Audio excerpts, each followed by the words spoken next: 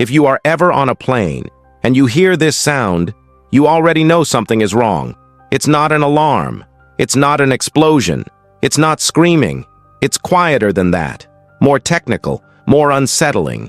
A sound passengers are never supposed to hear. And the worst part isn't the sound itself. It's the moment you realize the crew heard it too, and no one explains anything. You're sitting in your seat, seatbelt fastened, tray table locked, seat reclined just enough to be comfortable. The flight is steady, not climbing, not descending, just moving forward, smoothly, calmly, miles above the ground. The constant hum of the engines fills the cabin, the same sound you've heard on every flight you can remember. It's so familiar, your brain has learned to tune it out completely. Cabin lights are dimmed, some passengers are asleep, others watch movies, headphones on, faces lit by small glowing screens. You look out the window, the sky is calm, deep blue. Above, a blanket of clouds below. No turbulence, no announcements, no reason for concern. You think about small things, what you'll do after landing, who's picking you up, messages you still haven't replied to. Nothing urgent, nothing final. A flight attendant pushes the beverage cart down the aisle. They smile, polite, practiced, automatic. Water? They ask. You nod. They hand you the cup. Nothing in their face suggests anything is wrong. The plane keeps moving forward at nearly 600 miles an hour, supported by systems so complex you avoid thinking about them. And you don't think about them. Because that's the silent agreement every passenger makes. Don't think too much. You trust the pilots. You trust the aircraft. You trust the statistics.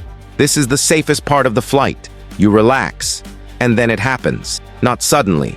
Not dramatically. A sound. Quiet.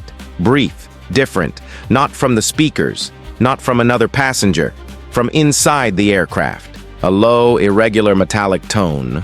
Almost like air moving where it shouldn't. Almost like pressure being released and caught again. Your body reacts before your mind does. Your brow tightens. You look around. Most people didn't notice. A few keep watching their screens. Someone nearby is already asleep, completely unaware that anything just changed. But you heard it. And then you notice something else. A flight attendant in the aisle slows down. Not enough to be obvious, but enough to matter. They don't look at the passengers. They don't look at you. They look up, at the ceiling, just for a second too long. Then they keep walking, faster than before. Something tightens in your chest. Not fear yet. Awareness. You start paying attention. The sound doesn't repeat immediately. The engines return to their normal, steady hum. The aircraft remains perfectly stable. Maybe you imagined it. Maybe. But then you see movement near the front of the cabin. Another flight attendant approaches the cockpit door. No smile, no announcement. They knock softly. The door opens just enough. They step inside. The door closes, and then the sound comes back. Longer this time, clearer, impossible to ignore. Now you're not the only one who notices. A man removes his headphones slowly. A woman pauses her movie mid-scene. Someone shifts in their seat, listening. The plane keeps flying, but the cabin has changed. There's no announcement, no explanation, just silence. And, sound you are not supposed to be hearing. The sound fades again. Not cleanly, not reassuringly. It fades the way a problem fades when it's being managed, not fixed. The plane remains smooth. Seatbelt sign stays off. No turbulence.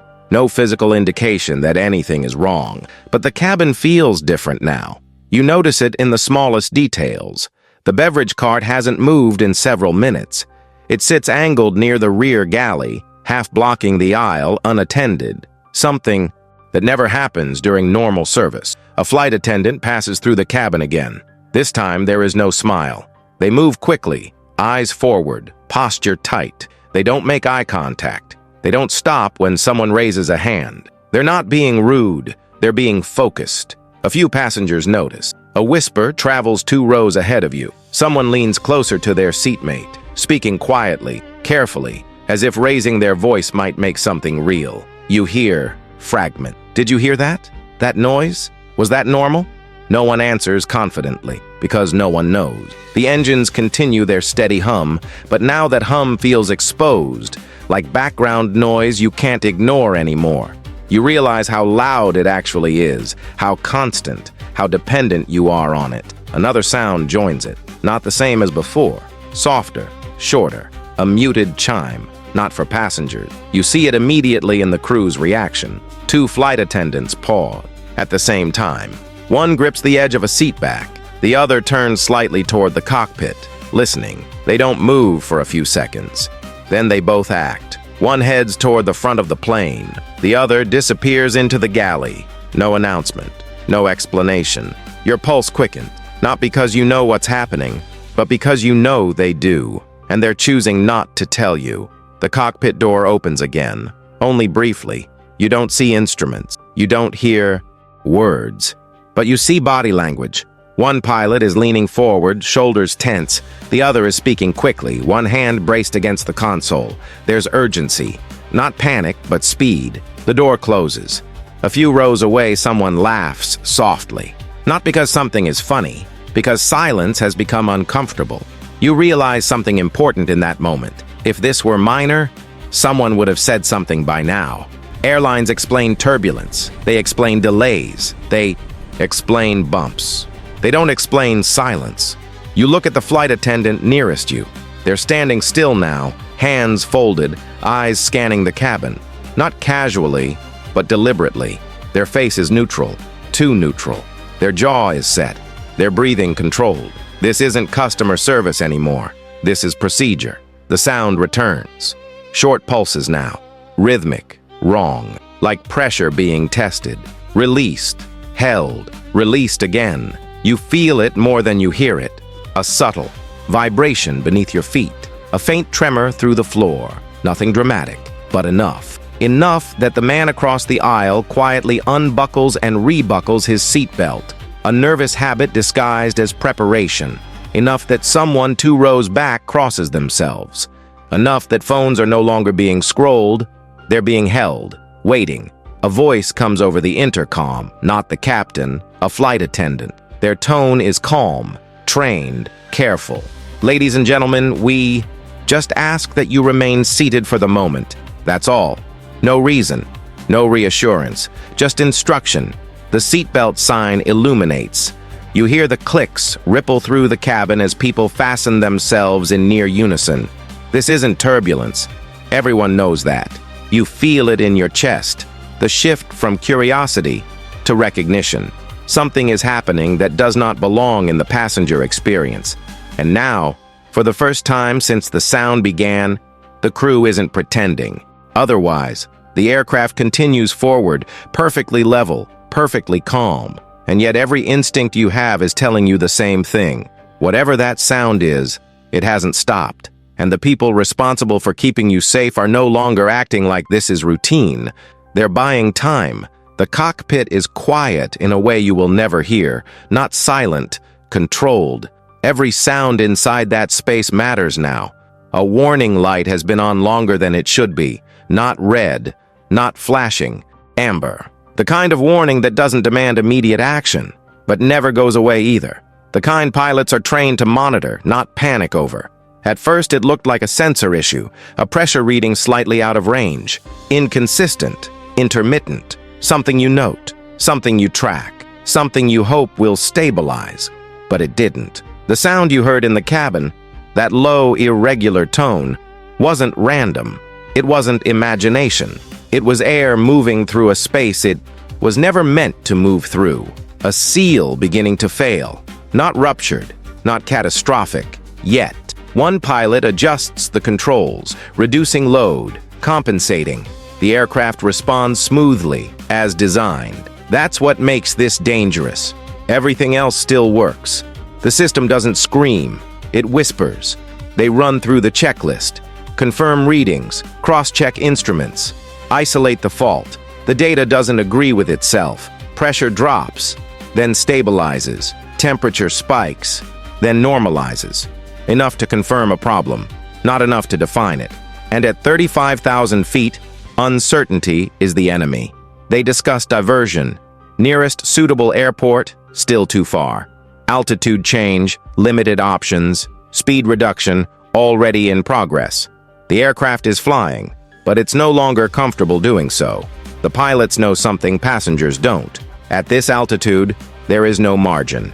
If the seal fails completely, there is no slow transition, no time to explain, no gradual escalation, only physics. The captain glances at the clock. Every minute matters now, but nothing outside the cockpit reflects that urgency. The plane doesn't shake, the wings remain steady, the sky outside is calm. That's the cruel part. The most dangerous moments in aviation rarely feel dangerous. The sound pulses again, stronger. The amber light flickers, just once. The first officer looks up. That wasn't supposed to happen. They exchange a look. Not panic, not, fear. Calculation. This is the moment where training takes over. Cabin crew is informed. Not everything, just enough. Remain seated. Prepare. Not because something has happened, because something might. And that difference changes everything. In the cabin, you feel the shift before you understand it. The air feels different, not thinner, just present. Your ears press slightly, like the beginning of a descent that never comes. Someone coughs. Someone swallows hard. The sound returns again, sharper now, more urgent. You notice how quiet the passengers have become.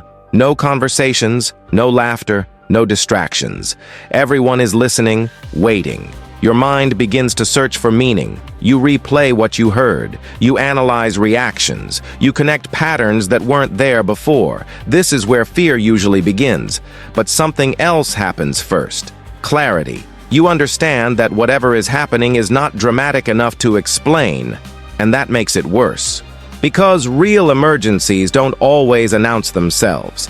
Sometimes they grow quietly, behind sealed doors, managed by people who know exactly how little room they have left. You glance at the safety card in the seat pocket. You've never read it. Not really. You know the motions, the exits, the oxygen masks. But now you realize something unsettling. You don't know when those things happen. You don't know how fast. You don't know what it feels like when there's no time. The captain hasn't spoken yet. That's intentional. Because once he does, the story changes. Once passengers know, calm becomes a variable, not a constant. So the cockpit waits, the cabin waits, and the sound continues. Measured, persistent, unforgiving. And somewhere between the cockpit and your seat, a decision is approaching. One that cannot be reversed once made. It happens without warning. Not a bang, not an explosion. A change, so subtle at first that your mind tries to reject it. The pressure in your ears shifts again, stronger this time. A sharp, uncomfortable sensation, like swallowing too late. You blink, confused, instinctively opening your mouth to relieve it. Around you, other passengers do the same. Someone winces. Someone rubs their ears. Someone laughs nervously, then stops. The sound changes. It's no longer irregular. It's constant now. A low, aggressive hiss, unmistakable. Air moving fast, too fast. Your chest tightens before you understand why. Your breathing becomes shallow, automatic, as if your body has already begun compensating for something your mind hasn't caught up to yet. In the cockpit, the amber light turns red, not flashing, solid. The seal has failed, not completely, but enough. Cabin altitude begins to rise, slowly at first. So slowly that the instruments are the only thing screaming. The pilots react instantly. Masks on, hands moving, procedures executed without words.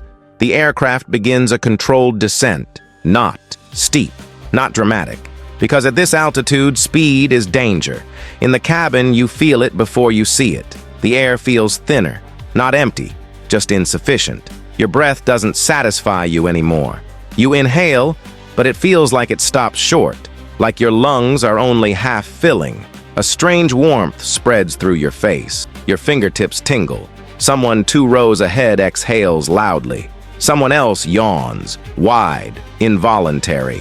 These are not signs of panic. They're signs of hypoxia. But no one has said that word yet. The oxygen masks don't drop, not immediately. And that's the moment when fear finally arrives. Because everyone knows the sequence. You've seen the videos. You've listened to the safety brief. If something goes wrong with the air, the masks fall. They haven't. A flight attendant moves quickly through the aisle now. No smile, no softness. Their voice is firm, clear, elevated just enough to cut through the silence. Remain seated. Secure your seatbelt. Still no explanation. Your heart begins to pound. Not wildly, not yet, but with purpose. Each beat feels heavier than the last. The hissing grows louder. Your breathing grows faster. You don't feel like you're suffocating. That's what makes it dangerous. Hypoxia doesn't feel like drowning. It feels like confusion, like everything is slightly off. Your thoughts lose sharp edges. Your focus slips. You try to concentrate on something simple, the pattern on the seat in front. Of you, the numbers on your phone screen, but they blur together. Someone stands up, just one row ahead. A man in a jacket, eyes wide, face flushed. "Sit down!" a voice snaps. He hesitates, then collapses back into his seat, breathing hard. The masks drop, all at once. A sharp mechanical release. Panels opening, yellow cups falling from the ceiling like strange fruit. Gasps fill the cabin. Hands reach upward. You grab the nearest mask and pull it toward your face. The elastic stretches. The plastic smells sterile and sharp. You press it over your nose and mouth. Breathe. The first breath tastes strange, thin, cold. You remember the instruction? Secure your own mask before helping others. You've heard it 100 times. Now it feels cruel. Around you, people struggle with straps, with tangled cords, with shaking hands. A child cries, a woman sobs, someone laughs, a soft, broken sound that doesn't belong. The plane tilts, not violently, deliberately. The descent steepens. Your stomach lifts as gravity shifts. Your body presses against the seatbelt harder now. The sound of rushing air grows louder, not outside, but everywhere. Your vision narrows. Even with the mask, something feels wrong. Too slow, too delayed. You look toward the front. Flight attendants are seated now, harnessed, faces serious, focused forward. They are no longer moving. That's when you understand. This is no longer a problem being fixed. It's a situation being survived. The plane descends through cloud. Light disappears. The cabin darkens. Your thoughts fragment. You try to think of something grounding. A name, a place, a memory. It comes, but not the one you expect. Not work, not plans. A face. Someone you should have called more often. Someone you assumed would always be there. Your breathing slows. Not because you're calm, but because your body is losing the fight to stay sharp. The hissing continues. The descent continues. And somewhere between altitude and ground, between control and inevitability, you realize you are no longer a passenger. You are cargo in a machine racing against physics. Your breathing slows, not because you're calm, but because your body is running out of clarity. The noise fades into the background. Not silence, distance. The plane is still moving, still descending, still fighting. But your mind is no longer tracking speed, altitude, or instructions. Thoughts stop forming in sentences. They arrive as images, a face, a voice. A moment you didn't realize would matter this much. You don't think about money. You don't think about success. You don't think about the future. There is no future in this moment. There is only awareness. Not fear, not panic. Awareness. Your hands rest where they are. Your jaw loosens. Your body goes heavy. For a brief second, maybe less, everything feels very clear. This is what remains when urgency disappears. Not drama, not noise. Just the understanding that time was never guaranteed. The descent continues. The crew is silent now. The cabin is quiet in a way that can't be explained. And then, whatever comes next does not belong to thought. Before you leave this video, pause. Because the story is over, but the question is not. If that had been you on that plane, in those final seconds, what would you have thought about? Who would you have remembered? What would suddenly feel important? Write it in the comments. Not for views, not for the algorithm, for yourself. This channel exists for one reason, to remind you that life doesn't end in grand moments, but in ordinary seconds you never see coming. If this story made you feel something, subscribe, Because every week you'll experience stories about final seconds no one expects, but everyone could face. We don't talk about death here. We talk about awareness. This is the final seconds, and the next video might change how you live before it's too late.